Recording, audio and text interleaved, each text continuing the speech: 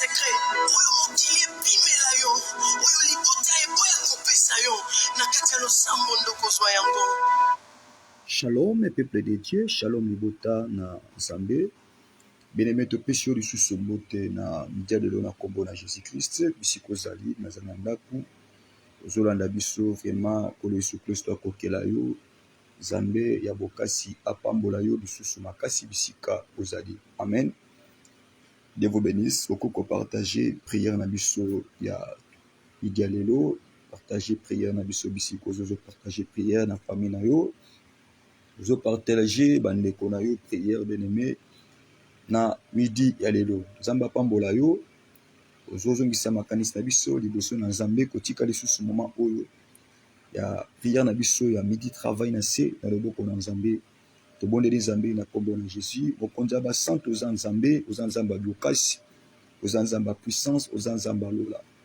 Kolo totiki lisusu moment oyo ya prière na biso ya midi travail na se na loboko na yo tosengi molimo mo santo akamba biso na kati ya musala oyo totelemeli puissance nous faisait ya moyini satan na kati na biso et nous amenons toute pensée captive à l'obéissance de ta parole. C'est là au nom puissant de Jésus-Christ de Nazareth nous avons ainsi prié. Amen. Bien-aimé Zamba pambola yo ozofungola Bible na mukanda ya 1 Timothée chapitre 1 verset 18 à 19.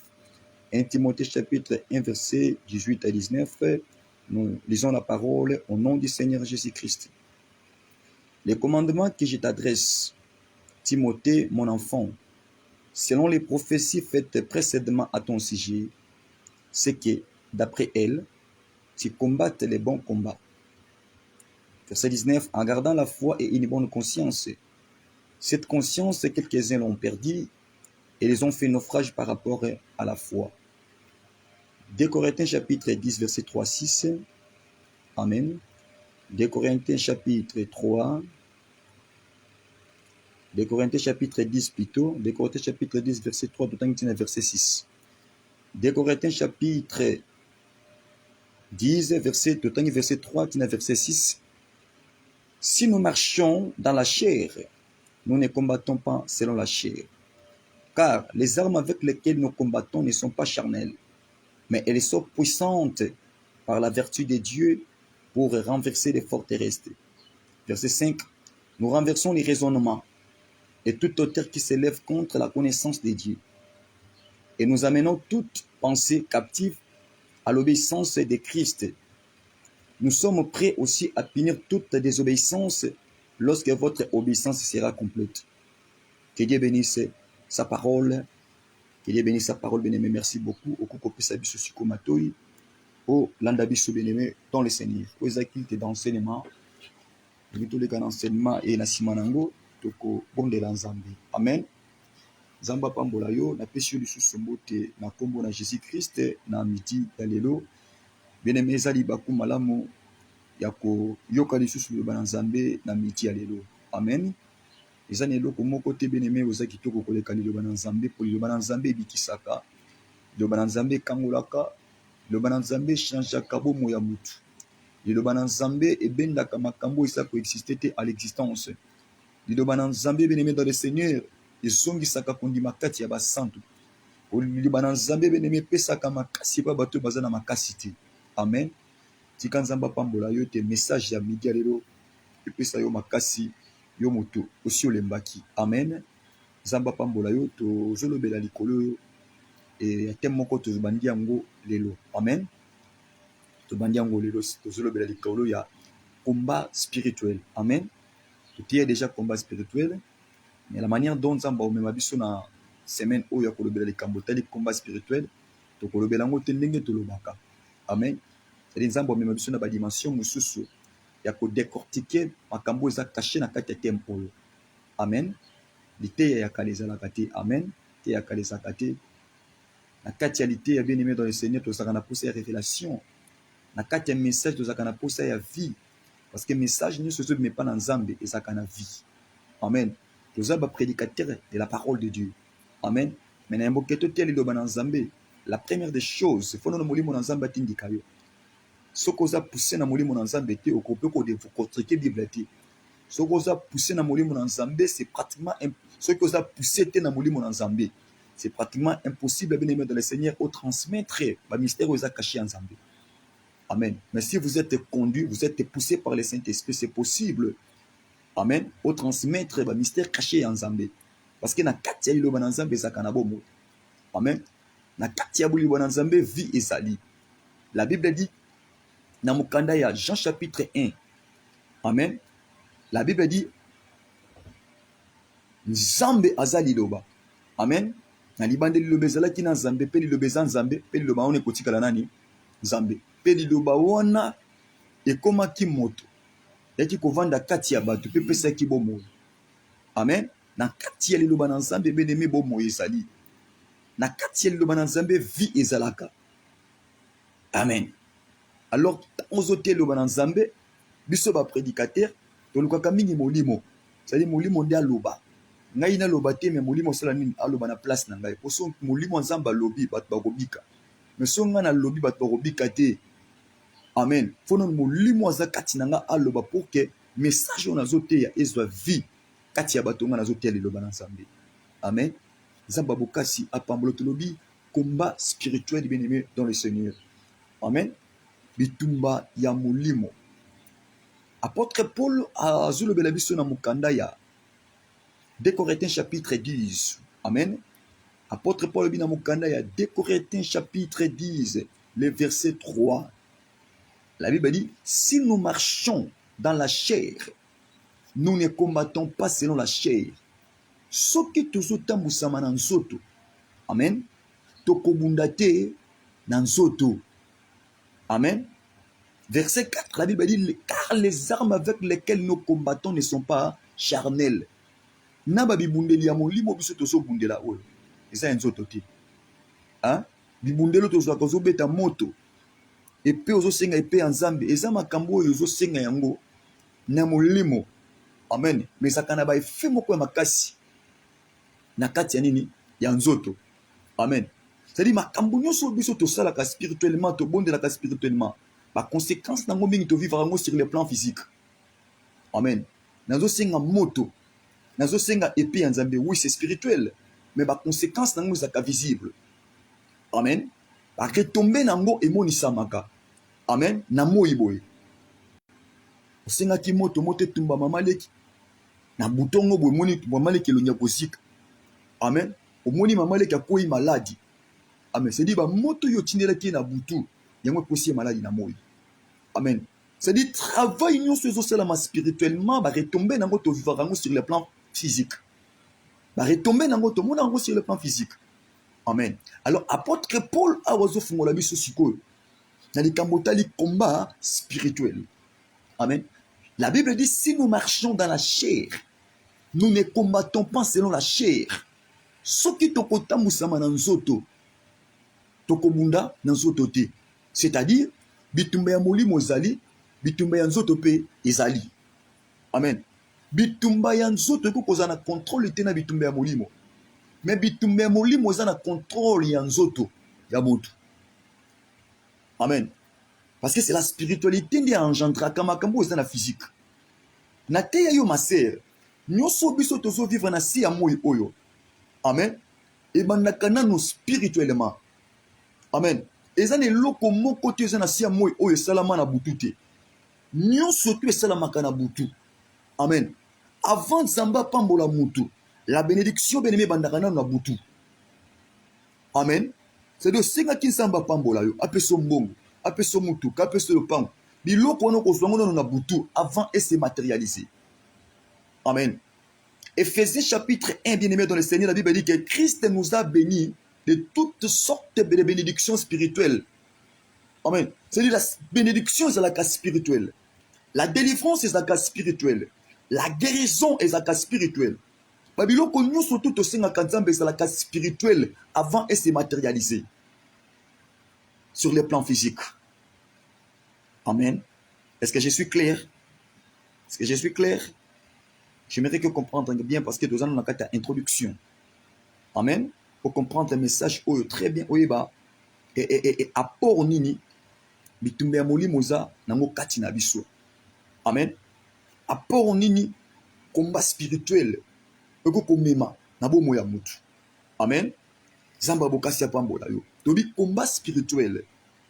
Tokotamusama na nzoto mais tokobunda na nzoto te.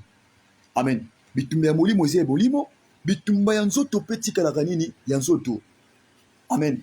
Bitumba ya molimo komema ngo te na dimension ekoma ya nzoto. Amen. Soki oza na révélation ke moto azo combattre yo eza tata mwasi na yo. Eza mama kunutu na yo. Alors kozwa bitumba wana te eza na buto memango na nzoto. Non. Apôtre Paul obi eza bitumba ya nzoto te eza molimo. Si nous marchons dans la chair, soki tozotambusa na nzoto, nous ne combattons pas selon la chair. Tokotambusa te, tokobunda te na molimo. Tokobunda te plutôt na nzoto. Parce que ça bitumba ya molimo. Bitumba ya molimo kotikala ya molimo, bitumba ya nzoto pe kotikala ya nzoto. Amen. Mais biso tovandi mingi na likambo tali bitumba ya moi te, mais bitumba nini ya butu. Parce que vie ya moto evandi na kata spiritualité. Job alobi, en réalité dans l'homme c'est l'esprit. Mutu aza molimo, mutu aza nzoto te. Alors bitumba ya mutu ebanda d'abord na molimo. Amen. Bitumba ya nzoto ezalaka. Amen. Mais bitumba oyo kokokanga vie ya mutu, ekokobebisa vie ya mutu, ekokobloquer misala ya mutu, eza combat spirituel. Amen. Pour le diable et Satan, azakana contrôle mingi na makambo zo salama sur le plan spirituel par rapport ya makambo zo salama sur le plan physique. Amen. Pour nous so biso tozo vivre sur le plan physique, eza ba retomber, ya travail moko salama ki spirituellement. Est-ce que je suis clair? Amen. Retomber, ya travail moko salama ki spirituellement, de tozo vivre sur le plan physique. Amen. Verset 4, la Bible dit, car les armes avec lesquelles nous combattons ne sont pas charnelles. Pour te babi bundeli, oh biso tozo bundisa. Moini satana ezaya yanzoto te. Amen. Mais elles sont spirituelles, elles sont puissantes. Amen. Par la vertu de Dieu pour renverser des forts terrestres. Amen. La Bible dit, nous renversons les raisonnements et toute hauteur qui s'élève contre la connaissance de Dieu. Nous renversons la connaissance, les raisonnements et toute hauteur qui s'élève contre la connaissance de Dieu. Amen. C'est-à-dire, na quatre armes spirituelles. Amen. Bah, armes spirituelles, elles ont permis très bien ce que ça n'est. Il y a qu'à renverser misala bondoki. Il y a qu'à renverser bien-aimé puissance du monde des ténèbres. Il y a qu'à détruire ma plan d'action du monde des ténèbres. Amen. Alors, et ça va arme mon côté c'est la langue spirituellement. Loko la bitumbeza ya molimo. Ba arme obiso peut to utiliser. Bona ko ko ça va nguna na biso et ça ya molimo. Nana soso linga très bien.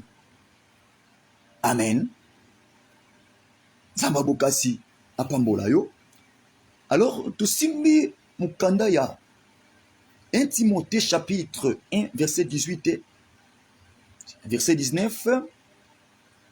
1 Timothée chapitre 1er, totangit verset nango 18. Verset 19. Les commandements que je t'adresse, Timothée, mon enfant, selon les prophéties faites précédemment à ton sujet, c'est que, d'après elle, tu combattes les bons combats en gardant la foi et une bonne conscience. Cette conscience, quelques-uns l'ont perdu, ils ont fait naufrage par rapport à la foi. Amen. Vous avez le combat spirituel. Mais vous avez même la dimension bien-aimée dans le Seigneur. Il y a un mystère caché dans le combat spirituel, c'est apôtre Paul. Amen. Et ils ont un apôtre de mon côté. Où il y a tambola na Jésus. Amen. Où il y a vendre na Jésus, balala na Jésus. À comment la dimension qu'on fait un mystère, il y a combat spirituel. Amen. Zamba sala ki apôtre Paul grâce. Il y a côté les services qui bitumba ya molimo ezalaka. Ce qui te rebunda na nzoto, tu y va péter bitumba ya molimo ezalaka. Amen. Alors apôtre Paul a wasikoyo, après sa commandement. Amen. Na mona nenani Timothée. Amen. abisi Timothée oza mwana na ngai kolandisama ba prophétie oyo ebimaki mpo na yo mikolo euti koleka kolandisa ba prophétie ba message ebimaki mpo na yo oza moto oko kokanga maboko na yo te oza moto oko kovanda kimia te oza moto oko kovivre te na kati ya distraction parce que ba prophétie ebimaki mpo na mikolo euti koleka ezotalisa ke babitumba eza likolo bomoi na yo. Amen. Ezotalisa ke no eza na eloko moko mabe au monde des ténèbres so bongisa mpo na yo Timothée. Amen. Timothée azalaki mwana. Amen. Mais akomaki déjà na dimension ya nganga nzambe évangéliste. Awa. Amen. Alors apôtre Paul lokola papa aza ko orienter mwana na ye azo sunga ye par rapport ya ba message par rapport ya prophétie oyo ebimaki mpo na nani mpo na Timothée. Abi Timothée kovanda kimia te oza moto osengi osala nini obunda le bon combat de la foi bitumba molimo toko kobunda ngo kaka na kati ya kondima parce que eza babitumba eza invisible oyo miso ya bomoto eza na contrôle na yango te eza makambo oyo se passé spirituellement bien-aimé dans le Seigneur. Alors po bunda bitumba molimo la première des choses faut ozala nano moto akondima ntango kondima ezali oyeba kokwesa adversaire na yo. Mais lorsque kondima ezali te ma sœur eza pasi po kwesa moto oyo azobundisa yo. Amen. Hébreux chapitre 11 au verset 6, que dit la Bible? Amen. Moto oyo aza na kozopusa na pene na nzambe la première des choses azala moto akondima. Amen. Po nzambe asepelaka na bato bakondima yo kaka losamba bato oyo baza na kondima soki oza na kondima te oko kozala agréable te liboso na nzambe. Hébreux chapitre 11 verset 6 eza impossible ya moto azala agréable liboso na nzambe soki azangi kondima. Soki kondima ezali ozala agréable liboso na nzambe. Mais lorsque kondima eza te ma sœur okosepelisa mpe nzambe te. Alors bitumba ya molemo bien-aimé dans le Seigneur po bunda yango la première des choses faut ozala moto nini moto akondima. Amen. Première arme spirituelle bien-aimé dans le Seigneur eza kondima. Amen. Apôtre Paul ebisi Timothée zala moto akondima po bunda bitumba wana. Amen. Et il est allé plus loin bien-aimé dans le Seigneur. Alors bunda bitumba wana avec conscience. Bitumba ya molimo moto akoko bunda ngo eza moto azwi prise à conscience. Mais ce que nous avons prise à conscience par rapport il y a des réalités aux vivre sur le plan spirituel aux appels dans ma coquille bien-aimé dans le Seigneur il y a qu'on combattre adversaire na yo. Amen. Pour moto na azwi conscience te ya ba ndoto mabe azolo te Seigneur la lukanzambe. Comment ko bimana kati ya situation wana? Comment ko bimana kati ya prison wana? Moto ko bimana kati ya prison za moto azwi prise ya conscience que naza na kati ya bitumbe Seigneur na tele mana sala nini na lukelo mi na nzambe. Amen. Tu moni apôtre Paul awa azobeta c'était likambo conscience parce qu'il y a bati Timothée très bien. Abiba message bimi pour na Timothée na limite que Timothée a eu conscience. Ya ko sambela pour que makambo bimi pour na ye ko kisamate mabe. Amen. Apôtre Paul azo tindika mona na prière bitumba. Amen. Soki ça qui va prophétie mabe tanga ko tina kata combat spirituel te. Mais tant que je na kati ya combat spirituel, c'est-à-dire la prophétie quoi qui pour Thomas Paul, pour Timothée plutôt, et ça qui va prophétie mon comme la moitié mabe. Oui, si na ki Timothée telema, ya koluka siko elongi ensemble pour ba message wana mabe sala nini eko kisamate. Amen. Combat spirituel. Les commandements que je t'adresse, Timothée mon enfant, selon les prophéties faites précédemment à ton sujet, c'est que d'après elles, tu combattes les bons combats. Amen. En gardant la foi et une bonne conscience.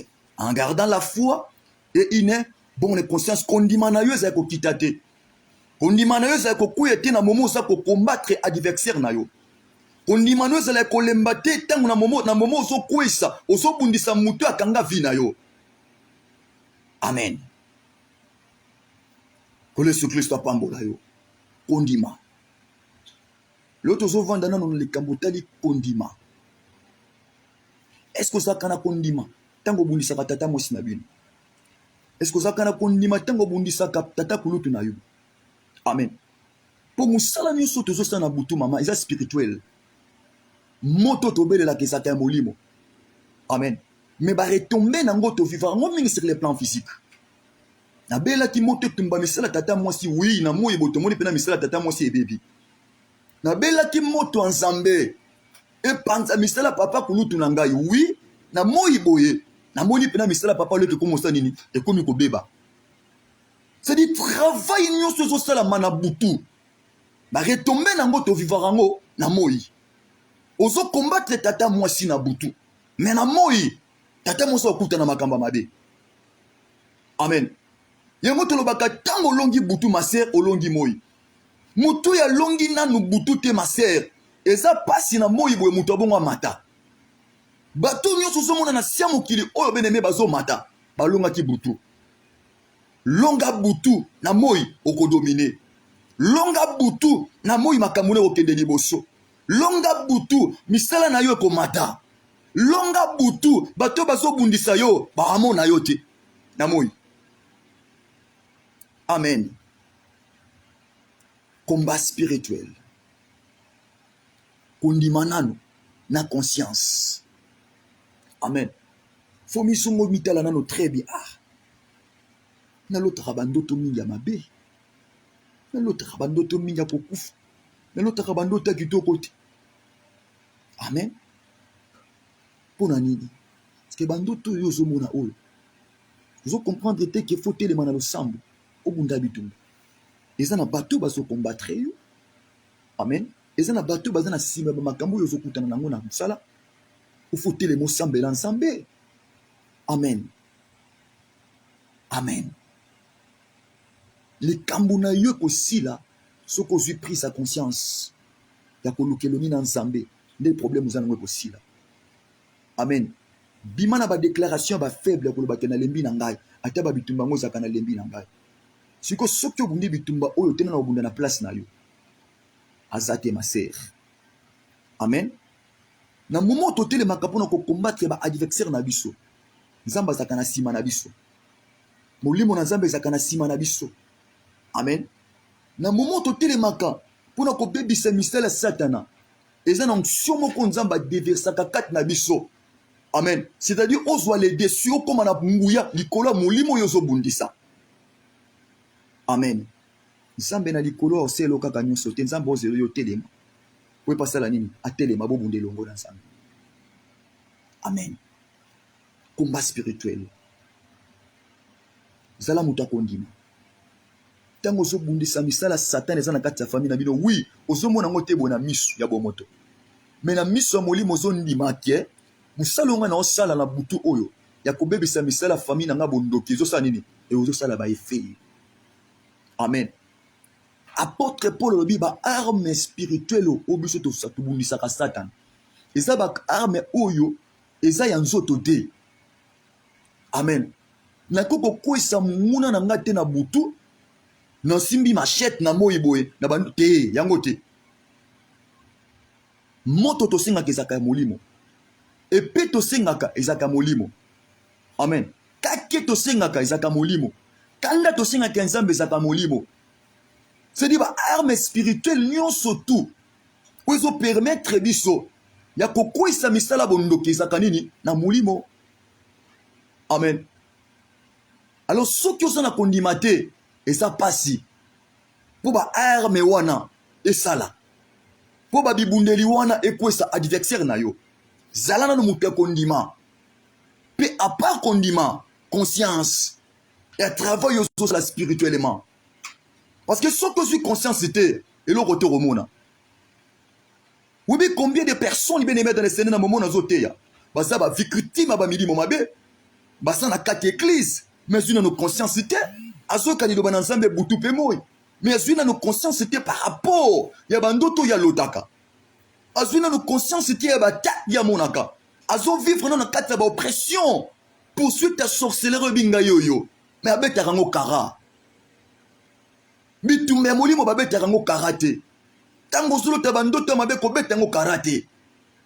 Na moment on a de faux éléments. ya kobunda bitumba po bandoto on esala nini etelema etika yo po bitumba on est la cheville na yo ma sœur. Amen. Kolo Yesu Kristo apambola yo. Combat spirituel. Bitumba ya molimo ma sœur. Bitumba ya molimo izalaka. Oyo zokutana nango mama eza bitumba.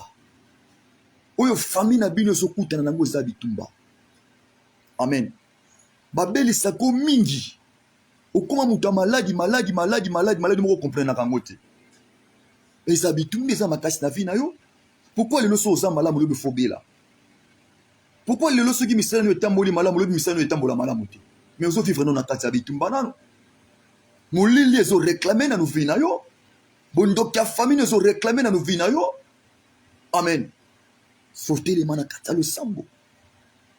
Amen. Nana posa vraiment semaine oyo ngana totelema. Totelema bien aimé ya kobundisa no misala ya satana. Satan nazo bundisa vie na yo makasi. Bondoki eza na kati ya famille nazo bundiso makasi. Amen. Apôtre Paul, abisi Timothée, sois conscience.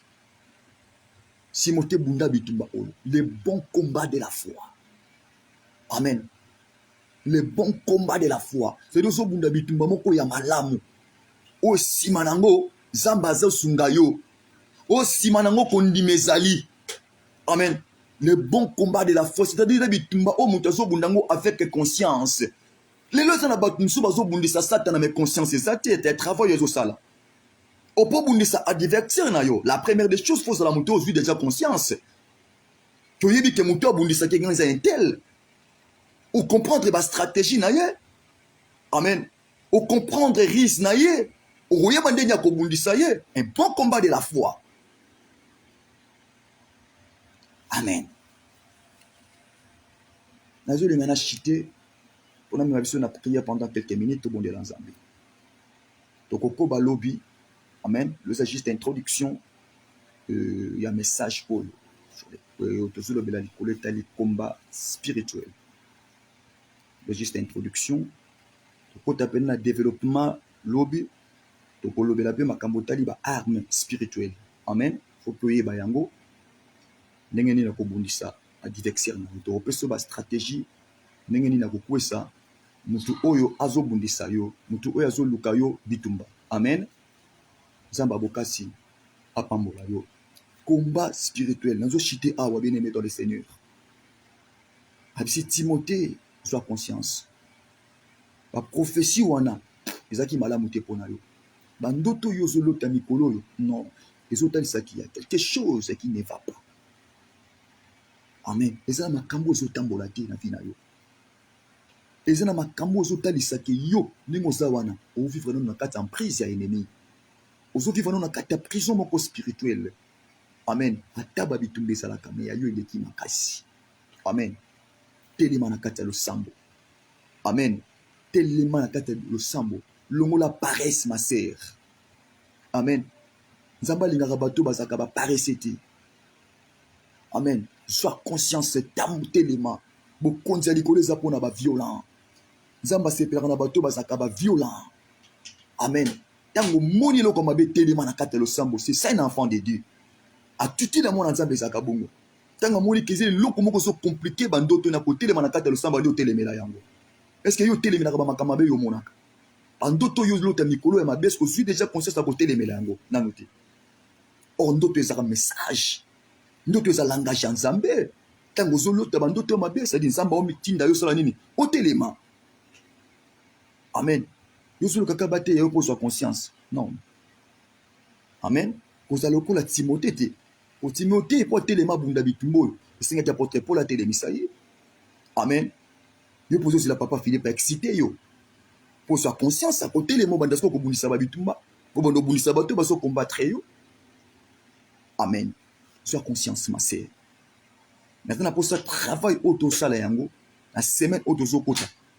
Tout ça, le travail avec conscience. Amen. C'est-à-dire que mutu miye ba bitumbo nini oza nango. Que soki abundi bitumbo malamu, victoire eza na ngambo na yo. Soki mutu akanga vi na yo akoyi, yeba pe ke lipamboleza musika te pona vina yo osimba yango. Amen. Tout d'abord, kwesana no mutu oyo azo bundisa yo. Mutu azo compliqué bandoto na yo. Mutu azo compliqué makamba musala na yo. Amen. Batie mulili na makamba musala na ndoto kutana ba complication makasi. Batie mulili makasi na kati ya famille na bino mulili ekoti fort. Bat bakumi kokufa na kati ya famille ba maladi kidi. Amen. Nazo sukisa awa. Alingi na memo na kati ya prière to bonde la Nzambe. Dans quelques minutes. Amen. Zwa position malamu to kota na kati ya prière to bonde la Nzambe. Nzambe abokasi apambola yo. To continuer message oyo lobby lisusu. Amen. Continuer sur message oyo lobby na yebi ke Nzambe akopambola biso makasi. Merci beaucoup. Tokangi miso na biso tozo kena kopesa na Nzambe merci pour na dimanche oyo. Ici ko so pambola Nzambe. Ozokumisa Nzambe, ozako eleve Nzambe, oya lobeli ngano na media lelo. Pesa Nzambe wana merci. Oya komisi biso dimanche oyo. Nalengi monoko na yo vraiment efolo ya kofungwama. Motema na yo zala kofungwama. Pona kokumisa Nzambe, oya komisi biso moment oyo. Oya lobeli biso na kombo na Jésus Christ to bandi ko sambela. Papa oza Nzambe ya likolo, oza Nzambe na bomoi. To pesio lisusu merci na media lelo. Na ndengo bateli biso. Na ndenge bateli mabota na biso Nzambe na bomoi esepeli si Nzambe na likolo ya kotelemisa biso lisusu na media lelo yawe pona kobondela. Adonai merci. Adonai merci. Na momo ekolo telemisi biso na kati ya losambo eza na mingi oyo bazo vivre na kati ya ba futilité. Eza na mingi oyo baza na kati ya distraction. Eza na mingi oyo papa baza musika na yo. Mais Nzambe osali biso ngolu na media lelo ya kopusana na kati ya présence na yo. Tika lokumu kembo masanjoli zonge pa ina yo. Nzambe abolenge samba puissance. Uraba shakaraba shebre de ga. Uraba baba sakaraba shekere bosea. Uraba baba shanaraba shibre de bro sabre de ga. Rebo sakaraba sebre de ga. Ruba baba sakaraba shebre de ga. Lokante rebo sakaraba sebre de ga. Ruba baba sakaraba sea. Rube bebe sakaraba shanaraba shebre de ga. Iraba baba sakaraba shebre de ga. Iraba baba sakaraba shebre de kante de bre de ga. Na kombo na Jésus. Onga na pesa yo nini. Sambe nanga na pesa yo nini. Na peso nini. Sambe nanga na pesa yo nini. Papa na pesa yo nini. Sambe nanga na pesa yo nini. Papa na pesa yo nini. Sambe nanga na pesa yo nini. Eso bateli biso. Sambe nanga na pesa yo nini. Ah papa yo pamboli biso. Sambe nanga na pesa yo nini. Kolo yo sali malamu. Sambe nanga na pesa yo nini. Oh papa yo sali malamu. Sambe nanga na pesa yo nini. Oh mon Dieu, tu es bon. Oh mon Dieu, tu es bon. Oh mon Dieu, tu es bon. Tu es bon pour moi, tu es bon. Oh mon Dieu, tu es bon. Oh mon Dieu, tu es bon. Oh mon Dieu, tu es bon. Tu es bon pour moi, tu es bon. Na peso nini, sambe nanga na pesa yo nini. Papa na pesa yo nini, sambe nanga. Oh kolo nanga, na maso sali, sambe nanga na pesa yo ni. Oh na maso yo sali, sambe nanga. Oh na moni dimanche lelo, na peso nini, sambe nanga na pesa yo ni. Oh papa na maso yo sali, sambe nanga na pesa yo nini.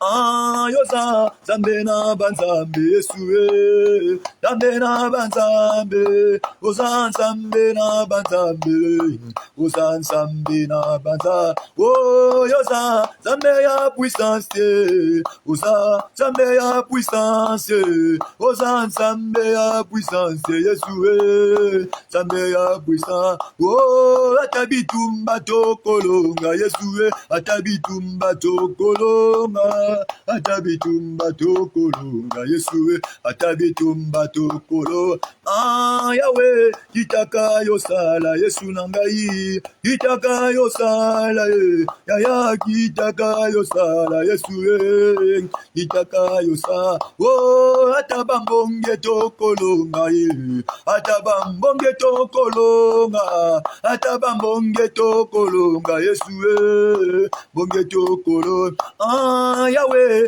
kitaka yosala, Yesu nangai, kitaka yosala, papa, kitaka yosala, Yesu, ah, yemba yosali zambe, mama, Yahweh ko, ona di machalelo ekumba, kumba na yo, papa na di machalelo ekumba, kumba na yo, papa na di machalelo kumba, kumba na yo, papa moyo kilo sambo ekumba, kumba na yo, olokoti kala nzambe kumba, kumba na yo, papa koti kala nzambe kumba, kumba na yo, ayo sali nzambe kumba, sali nzambe, papa yo sali nzambe kumba, kumba na yo,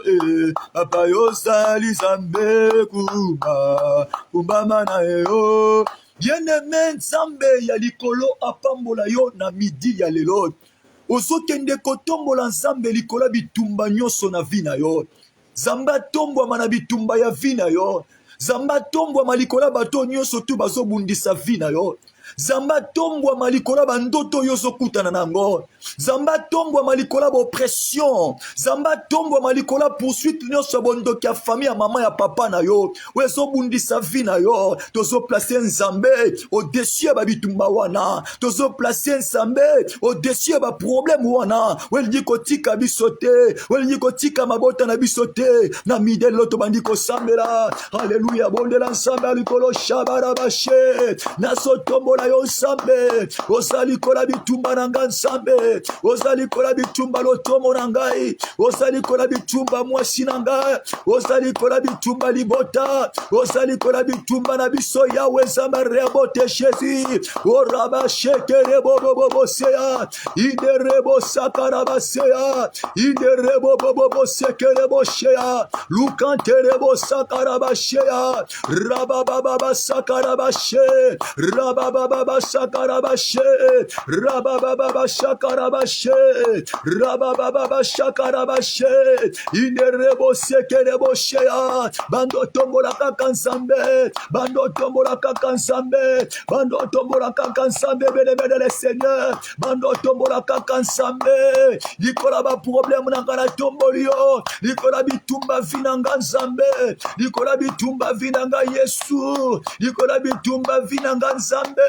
Oraba sakaraba shakaraba shebredega. Inde rebo sekerebo seya. Inde reba baba seya. Inde reba baba sekerebo seya. Inde reba baba sekerebo shebredega. Nakobona Jésus. Alléluia. Bien-aimé samba bokasi apambola yo. Tosokendo bonde la nzambe na midi lelo. Osolela mawa na nzambe na vina yo. Osokendo lela mawa na nzambe na libota na yo. Yawe nzamba yo kela yo mawa. Yawe nzamba limbisa masumu na yo. Atangela biso te masumu na midi lelo. Ayo kaka lo samba bato na masumu te ya. Bando senga mawa nzambe na vina yo. Na libota no na misala no nzamba kitisa mawa. To bandi ko bonde la nzambe na kombo na Yesu. Oso prier na kombo na Yesu. Oso prier na kombo na Yesu. Mawana nzambe kita. Mawana nzambe monisama. Mawana nzambe kita. Mawana nzambe monisama Jésus. Oh Rababa sakaraba shebredega.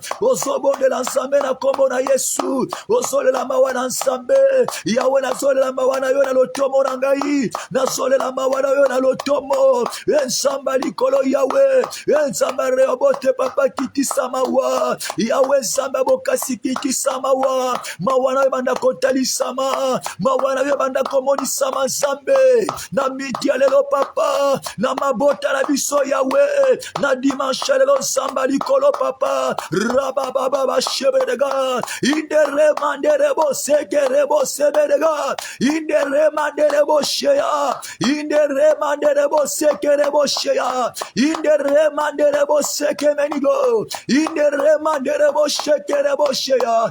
Zamba mawa. Zambe ya likolo Yawe. Zambe ya puissance. Zambe ya mujulu Yawe. Zambe ya chendelela. Zambe ya puissance.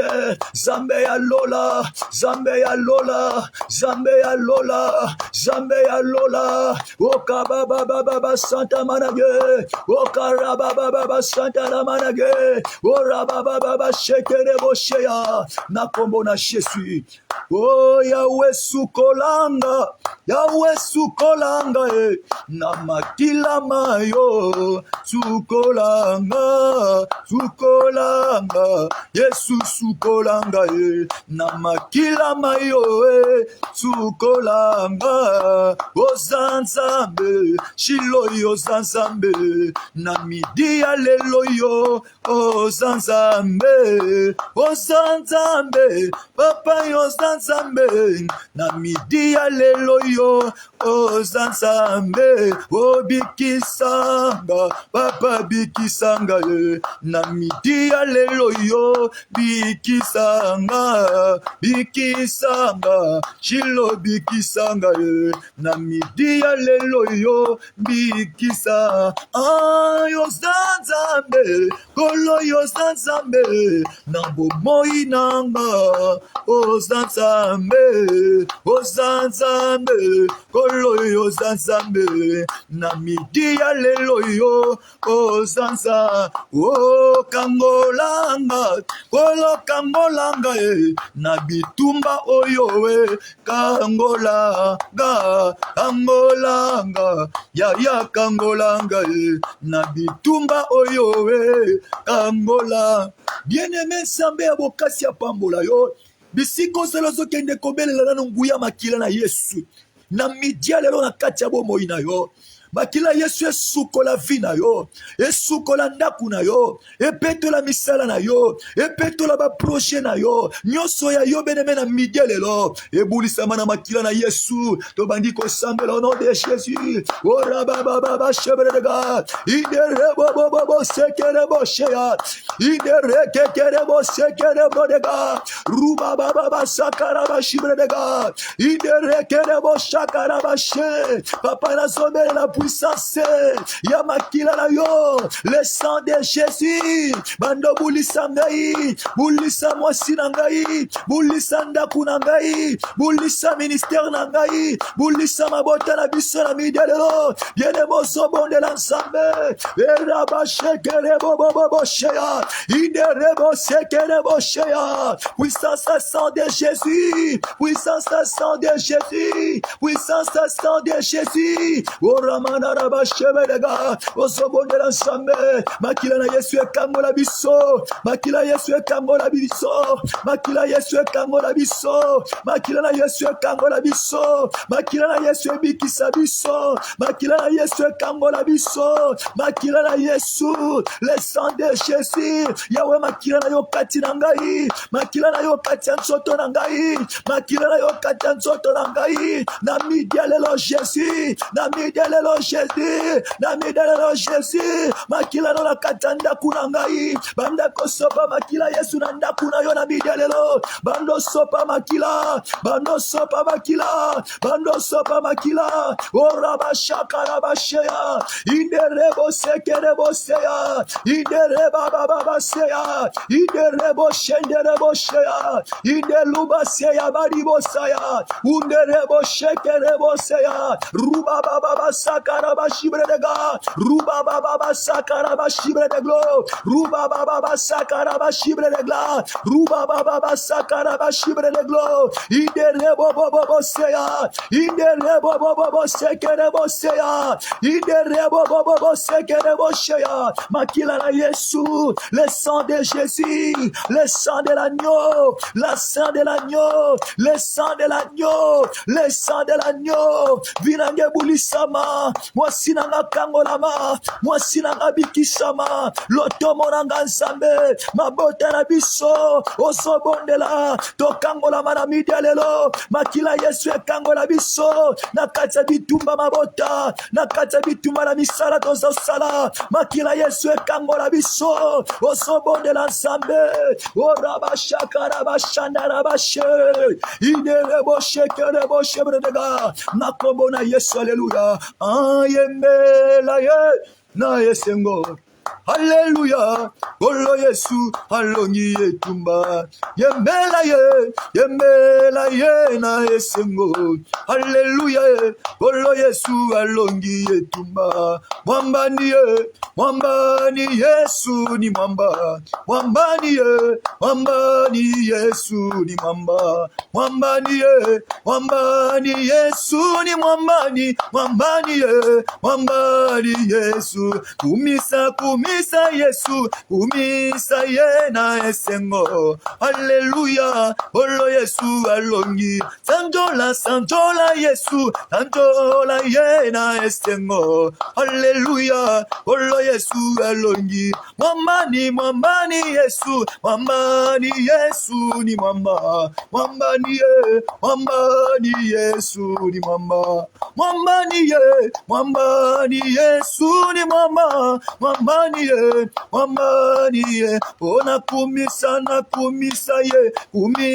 ye na esengo. Hallelujah, Olo Yesu alongi etumba. Pambola ye na esengo. Hallelujah, Olo Yesu alo. Oh mwambani ye, mwambani Yesu ni mwamba. Mwambani Yesu ni mwamba. Mwamba mapendo, mwambani Yesu ni mwamba. Mwambani Yesu ni. Bien aimé bisiko zelo tokende kobelela. Nguya na Nzambe kita kati ya bomoi na yo. Nzamba tondi sangana yo na puissance na yo. Nzamba remplir ngana yo beneme na bibundela molimo. Molimo Nzambe fongola biso, miso molimo. Molimo Nzambe fongola ngana yo matoi. To bunda bitumbo na kata révélation. To bunda bitumbo na kata révélation. Nguya na Nzambe kita. To bandiko sambela. Bando belela nguya na Nzambe. Bando senga nguya Nzambe kita. Bando senga nguya Nzambe kita. Yawe pakolanga molimo na yo. Yawe pakolanga Yesu. Yawe pakolanga Nzamba lola. Iraba shakara bashebredega. Iraba baba sekerebo shea. Inerebo sekerebo shea. Inerebo bobo santerebo shea. Inerebo bobo sekerebo santa. Inerebo bobo sekerebo shea. Inerebo bobo sekerebo shea. Zambe ya likolo yawe. Zambe ya puissance. Zambe ya bokasi nyonso. Nazobela nguya na yo. Nazobela nguya na yo ekite na bidia lelo. Yene moso prière. Bando senga nguya Nzambe ekite na vina yo. Nguya na Nzambe pesa yo makasi.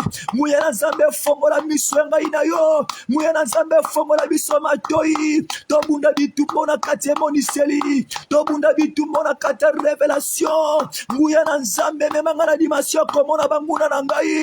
Papa nguya ne memanga na dimension koyoka. Nguya na yo memanga na dimension komona Nzamba lola. Raba baba shea. Inde rebo sekere brede kante de brede go. Rubo bobo shekere bo sebrede ga. Ikere bo sakara bashea. Na kombo na Yesu Masia. Na kombo na Yesu Masia. Na kombo na Yesu Masia. Nguya na Nzambe kita. Nguya na Nzambe monisama. Nguya na Nzambe kata bitumba na biso. Papa tolingi to mona nguya na yo. Yebisa Nzambe papa na lingila mona nguya na yo.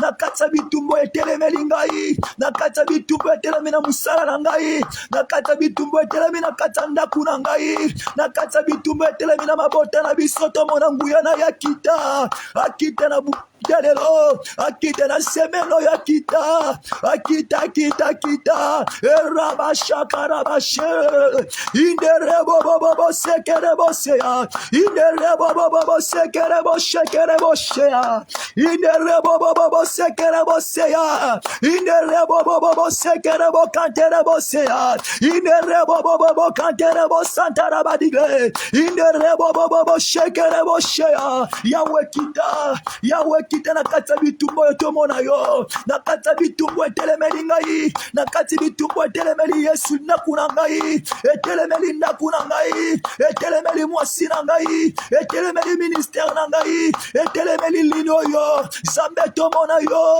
tomona na kati ya bitumbu yo tomona na kati ya bitumbu yo tomona yo nsamba lola tomona yo nsamba puissance tomona yo nsamba bokasi tomona yo nsamba chendelela tomona yo nzambe ya muchulu tomona yo nzamba bokasi nzambe ya bimangu Yahweh erabashakarabashea oso prier bien-aimé oso matana prière oso prier na kombo na Yesu oso prier na kombo na Yesu oso prier na kombo na Yesu Jésus oso prier na kombo na Yesu Jésus oso prier na kombo na Yesu Jésus oso prier na kombo na Yesu Jésus Inderebo shekerebredega Indereba baba shekerebo sebredega Inderebo shakaraba shekerebredega na kombo na Jésus les mots autorités sikoyo ozozo bokonza likolo ya kotelemela misala nyonso bondoki ya kotelemela mutu nyonso azobundisa vi na yo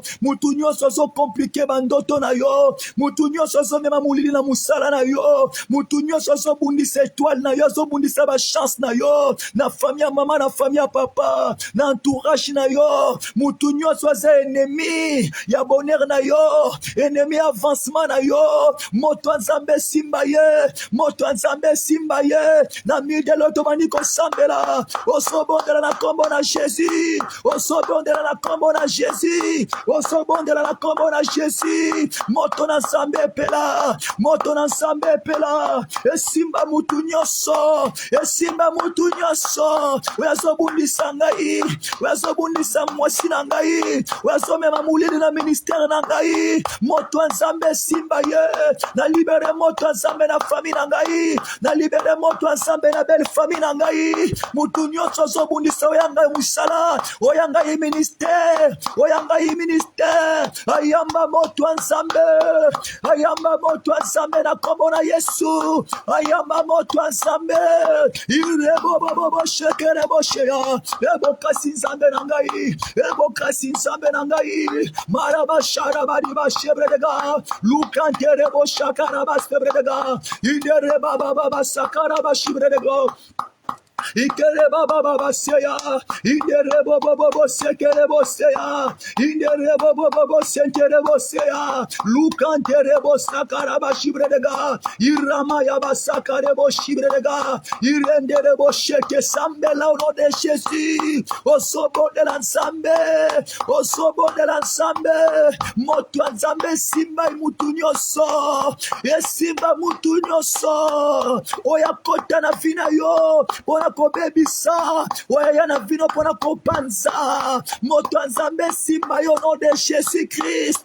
moto Nzambe simba yo na midi lelo au nom puissant de Jésus au nom puissant de Jésus au nom puissant de Jésus uramana sekere boshaya irebo bobo shekere bo sankere boshe lukankere bo sebredega ilu sabri de brusibre de boshaya au nom de Jésus, mutu nyonso avande la vie na ngai, avande la lino yo, avande la ministère na ngai, azokweya, ozokwesa mutu nyonso, kwesa mutu nyonso, oyaza bitumba pona vie na yo, oyazomena se vie na yo, oyazomena se vie na yo, oyazomena se vie na yo, oyazomena se vie na yo, moto Nzambe simba ye, moto Nzambe panza ye, au nom puissant de Jésus. Jésus. Oh rabababa shebedega. Mutu nyonso ela kolokola mwasi ya butu mobali ya butu.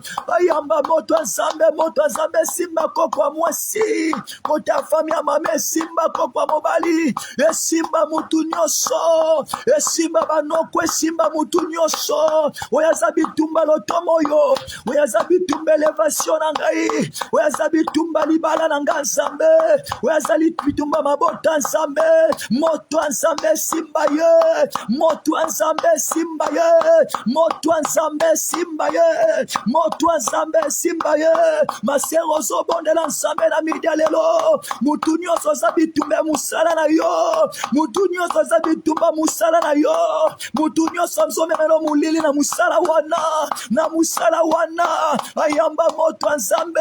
Sokeza ba kolega musala. Nde bazobundisa musala na yo. Nde bazocha mulili. Moto nzambe simba bango. Moto nzambe panza misala na bango. Au nom puissant de Jésus. Au son matin la prière. Au son bête à prière. Au nom puissant de Jésus. Au son bête à prière. Irabashaka.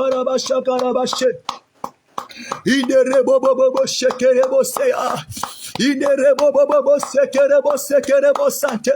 Iderebobobo sekerebo sebredega. Iderebobobo sekerebo sheya.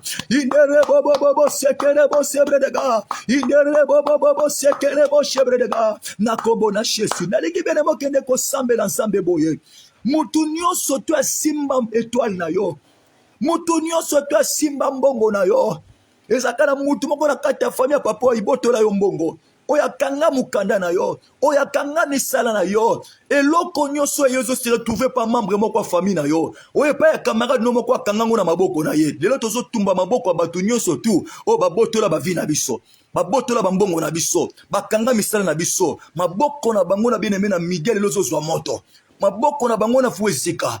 Maboko na bango na fo lâcher bénédiction na biso to bandi ko sambela nzambe na kombo na Jésus Christ moto nzambe oso bondela twaka moto na ba collègue musala bwaka moto na famille ya mama famille ya papa maboko nyonso bolili ya bondoki oyekanga vina yo oyekanga misala na yo oyekanga mbongo na yo oyekanga rababa mbongo na yo moto nzambe oso prier. Oso bondela nzambe na kombo na Yesu. Oso matin na prière. Au nom puissant de Jésus. Orabana bashakara bashibredege. Irababa bashabara bashe. Moto nzambe. Maboko nyonso ekanga bavina biso. Ekanga bambongo na biso. Ekanga mabote ekanga misala na biso. Maboko wane ezozwa moto. Maboko wane ezozwa moto. Yambisa maboko wana moto. Maboko ya mulili. Maboko ya bondoki. Eyamba moto nzambe. Eyamba moto nzambe. Eyamba moto nzambe. Eyamba moto nzambe. Eyamba moto nzambe. Eyamba moto nzambe. Au nom puissant de Jésus. Au nom puissant de Jésus. Oso prier.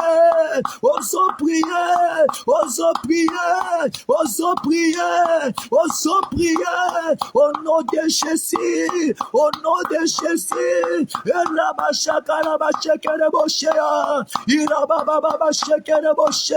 maboko banguna na biseso swa moto, maboko kwa mwasi, maboko famia mwasi na ngabandoki, obakanga vina ngambongo na ngai, obakanga misala yawe, mautanza bezo tambola, na maboko banguna na nga fami, ibrosekere boshea, osomata na prière, osobo de l'ensemble, iderebo shekerebo shabara bashege, iderebo bobo shekerebo santa, iderebo bobo shekerebo seya, iderebo bobo shekerebo sante, iderebo bobo shekerebo sakaraba seya, iderebo bobo shekerebo seya, ensambo yangai, ensamba lola, ensambo yangai, maboko molile zo lâcher vina yo, eso lâcher bénédiction na yo, eso lâcher mbongo na yo, eso au nom de Jésus, et sont lâchés, au nom de Jésus, au nom de Jésus, au nom de Jésus.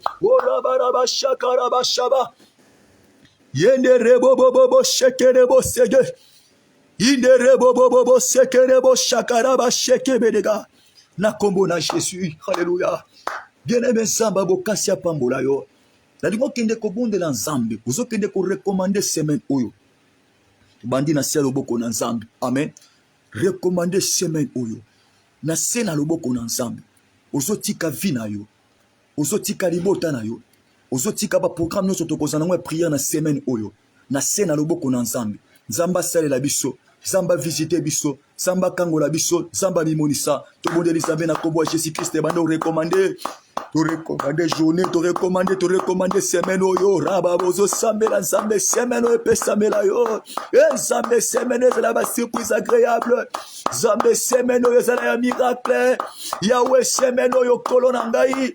Yahweh semaine oyo Yesu. Yahweh semaine oyo Nzamba lola.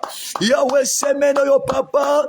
Yahweh semaine oyo Nzambe kamusanga mowumbu na yo. Yahweh sepelisa mitema na biso na semaine oyo. Nzambe sepelisa mitema bana na yo Yesu. Yahweh sepelisa mitema bana Rehoboth Jésus. Yahweh sepelisa mitema ba mama. Ya ba jeune sœur, jeune frère, ba mama, ba papa. Yahweh sepelisa mitema na biso. Semaine ezala lipamboli. Semaine ezala ya miracle. Semaine ezala ya nkembo ya visitation. Uruma na sheya ba dibrosia.